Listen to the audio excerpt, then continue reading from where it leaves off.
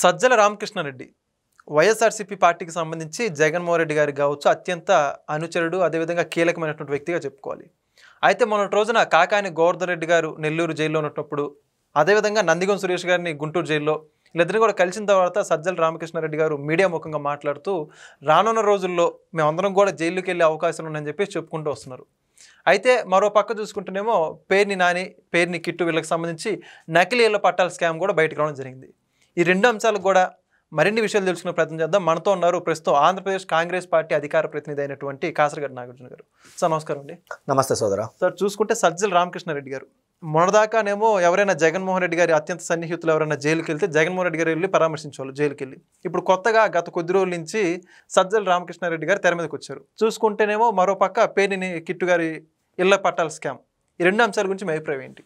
నిజంగా ఫస్ట్ ఇళ్ల పట్టాల గురించి మనం మాట్లాడదాం. గతంలో ఇప్పుడున్న నీ మినిస్టరే కదా, కొల్లు రవీంద్ర గారే కదా, అర్ధరాత్రి 11-10ంటికి ఎంఆర్ఓ ఆఫీస్కి వెళ్ళి ధర్నా చేసి ఇక్కడ ఫేక్ సర్టిఫికేట్లు ముద్రిస్తున్నారు, దీన్ని మనం ఖండించాలి, దీని మీద మీ యొక్క మినిస్టర్గా పోరాటం చేస్తే ఆ గత ప్రభుత్వంలో ఉన్న పెద్దల ఒత్తిడితో ఏం జరగలేదని చెప్తే మీ యొక్క ఇప్పుడున్న మినిస్టరే ధర్నాలకు దిగితే అప్పుడు జాయింట్ కలెక్టర్ ఎవరో వచ్చి ఏం చేశారు, మేము ఈ స్వాధీనం చేసుకుంటున్నాం, ఫేక్ సర్టిఫికేట్ పంచారు, దాదాపు 10,000 మందికి దొంగ ఇళ్ల పట్టాలు ఇవ్వాలని ఫిక్స్ అయ్యి ప్రింట్ చేస్తుంటే మొదట విడతలో 5,000 మందికి ఇచ్చి రెండో 5,000 రెడీ చేస్తుంటే దొరికిపోయారు.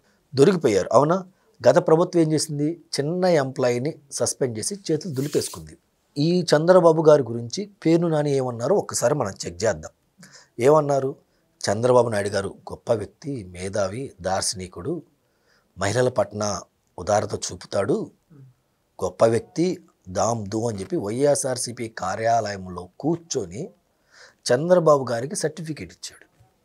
నా భార్యని అరెస్ట్ చేయమని ఎన్ని ఒత్తిళ్ళు వచ్చినా బెయిల్ వచ్చిందాక ఉండి అరెస్ట్ చేయకుండా ఉంచి నాకు సపోర్ట్ చేశారు, నా భార్యకి సపోర్ట్ చేశారు చంద్రబాబు నాయుడు గారు, దేవుడు అన్న విధిలో మాట్లాడారు. చంద్రబాబు గారు పొగిడితే చాలా హ్యాపీగా ఫీల్ అవుతారు. ఆయన చేసిన మంచితనం కానీ కొన్ని పనులు కానీ పొగిడితే హ్యాపీగా ఫీల్ అవుతారు. రెడ్ హ్యాండెడ్గా ఇతను కుమారుడు దొరికాడు. ఎంత పెద్ద తప్పండి. దాదాపు 5,000 కుటుంబాలకి నువ్వు మోసం చేశావు, నకిలీ ఇళ్ల పట్టాలు ఇచ్చి. ఇంకొక 5,000 కుటుంబాలు మోసం చేయడానికి రెడీగా ఉంచి నువ్వు ముద్రించావు. నిజంగా నువ్వు ఒక నాయకుడివా? పేరుని కిట్టు అనేవాడు కానీ, పేరు నాని అనేవాళ్ళు కానీ, ఫార్మర్ ఫ్యామిలీ మెంబర్స్ ఎంత గ్రేట్ వాళ్ళు ఉన్నారు. వాళ్ళ తాతగారు కానీ, అంటే ఇన్ ద సెన్స్ పేరు నాని వాళ్ళ నాన్నగారు ఇలాంటి తప్పుడు రాజకీయం ఎప్పుడు చేశారు? ఇంత తప్పుడు రాజకీయాలు మీరు చేసేది. ఓట్లు కావాలంటే జంటలుగా చాలామంది డబ్బులు పంచుతారు, లెక్కర్ పంచుతారు, ఇంకోటి పంచుతారు, గిఫ్ట్లు పంచుతారు. నువ్వేం చేసావు? ఫేక్ సర్టిఫికేట్లు 5,000 మందికి పంచి మాకు ఓటేస్తేనే చెల్లుతి, లేకపోతే ఇవి చెల్లో, మమ్మల్ని గెలిపిస్తేనే చెల్లుతి అని చెప్పేసి అంత రెడ్ హ్యాండెడ్ డేర్ అండ్ డాషింగ్గా నువ్వు తప్పు చేసావంటే అందరి ముందు, నీ కార్యకర్తలు నువ్వు మోసం చేసావంటే ఓట్ల కోసం, నువ్వు అసలు నాయకుడిగా, నాయకత్వానికి నువ్వు పనికొస్తావా? ఇలాంటి వ్యక్తిని వదిలేస్తే రేపు ఎంత చెడ్డ పనులకి లేపుతాడు. ఆ పేరుని కిట్టు అనేవాడు నిన్నగాక మొన్న తిరిగి టిక్టాక్ బాయ్, కిస్లు బాయ్, పనికిమల్లోడు, వాడు మాట్లాడే మాటలు చూస్తుంటే పెద్దలు చిన్నలు గౌరవం లేకుండా నోటికొచ్చి మాట్లాడేవాడు. వాడిని ఈరోజు కూటమి ప్రభుత్వం పిల్లగాడలే పసిబిడ్డలని వదిలేస్తే రేపు ఆ పసిబిడ్డే పెద్దయి మనయి మొక్కయి ఎన్ని జీవితాలు అన్యాయం చేస్తాడు, ఎన్ని జీవితాలు నాశనం చేస్తాడు.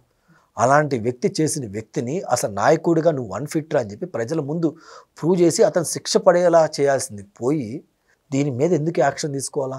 నిన్నగాక మొన్న ఈటీవీలో మెయిన్లో వేస్తే తప్పించి, న్యూస్లో చెప్తే తప్పించి ఇప్పుడు రచ్చ అవుతుంది. ఒకటే చెప్తున్నాం, ఇలాంటి తప్పు చేసిన వాళ్ళని ముందు మీరు శిక్షించండి, జైల్లో పెట్టండి. తద్వారా సొసైటీకి మంచి మెసేజ్ ఇచ్చిన వాళ్ళు అవుతారు. నిజమైన నాయకులు ఎవరో లేదో ప్రజలు తెలుసుకుంటారు కదా. సొంత కార్యకర్తలనే మోసం చేసిన సొసైటీకి రేపు ఏం మంచి చేస్తాడు? సో కాంగ్రెస్ పార్టీ నుంచి ఫుల్గా డిమాండ్ చేస్తున్నాం, ఇతర పేరుని కిట్టి అనే ఎవడాడుతున్నాడో వాడి మీద సిటీ ఇన్వెస్టిగేషన్ చేయాలి, చేసిన తప్పును నిరూపించాలి, కోర్టుల ముందు చూపించాలి, జైల్లో పడి శిక్ష పడేలా చేయాలని చెప్పి నేను కోరుకుంటున్నాను. ఓకే, మరి అయితే సజ్జల రామకృష్ణారెడ్డి గారు మాట్లాడుతూ భవిష్యత్తులో ఒక 2-3 నెలల్లో మేము జగన్మోహన్ రెడ్డి గారు మేమందరం కూడా జైలుకి వెళ్లాల్సినట్టు కనపడుతోంది, పరిస్థితి అర్థమవుతుంది అని చెప్పేసి చెబుతున్నారు. అంటే ఇప్పుడు వాళ్ళకి అరెస్టులు భయం పట్టుకుందంటారా? ఆయన అంటే ఇంకో మాట కూడా అన్నాడు, మా కార్యకర్తలను అందరినీ జైల్లో పెడదాం అనుకుంటున్నారు, పెడుతున్నారు కూడా, మేము ఊరుకోము అంటున్నాడు. నేను ఒక సూటి ప్రశ్న అడుగుతా సోదరా, గత 5 సంవత్సరాలు నీకు అధికారం ఇచ్చారు, నువ్వు కార్యకర్తలకు ఏం చేసావు? ఏమీ చేయలేం. చేయకపోను వాళ్ళ కష్టం మీద వాళ్ళ భుజాల మీద, వాళ్ళ భార్య బిడ్డల పుస్తెల మీద అమ్మి రాజకీయం చేసి నేను సీఎం చేస్తే నువ్వేం చేసావు? నాడు సారా అమ్మి వాళ్ళ చేత తాగిచ్చి వాళ్ళ అనారోగ్యానికి పాలయ్యే విధంగా చేశావు.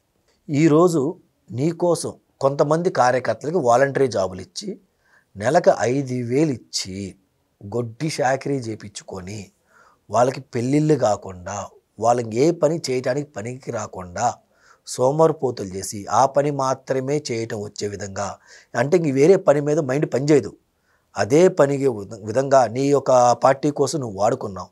ఆఖరికి వాళ్ళు ట్రైనింగ్ ఇస్తున్నాము అని చెప్పి కూడా 200-300 కోట్లు స్కామ్ చేసి నిన్న కాక మొన్న బయటపడింది.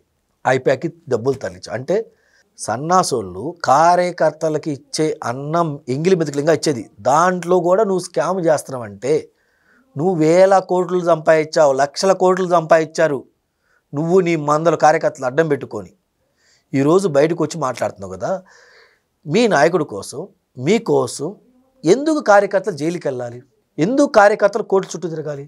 ఎందుకు కార్యకర్తలు కోర్టు చుట్టూ తిరుగుతూ వాళ్ళ జీవితాన్ని నాశనం చేసుకొని ఆ యొక్క కోర్టుకి వెళ్ళటానికి డబ్బులు లేకపోతే వాళ్ళ తల్లిదండ్రులు వాళ్ళ పిల్లం పుస్తలు అమ్మి బంగారం తాకడపెట్టి పొలాలు తాకడపెట్టి డబ్బులు తెచ్చి మీకోసం వెళ్ళాల్సిన అవసరం ఏముంది?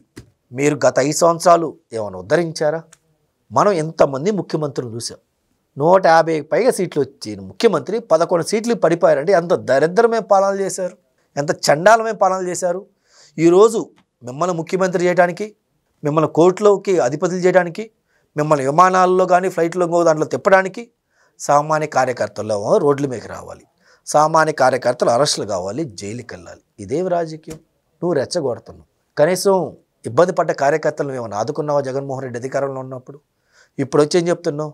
రేపు ఇంకొకసారి అవకాశం ఇవ్వండి, ఈసారి కార్యకర్తలు మరింత మెరుగ్గా చేస్తా అన్నావు. ఏం చేస్తావు? మన కార్యకర్తలకి నాడు సారాయి అమ్మితే ఈసారి డైరెక్ట్ విషయం అమ్ముతావు నువ్వు అధికారం తీసుకొస్తే. ఎందుకు నమ్ముతారు నిన్ను?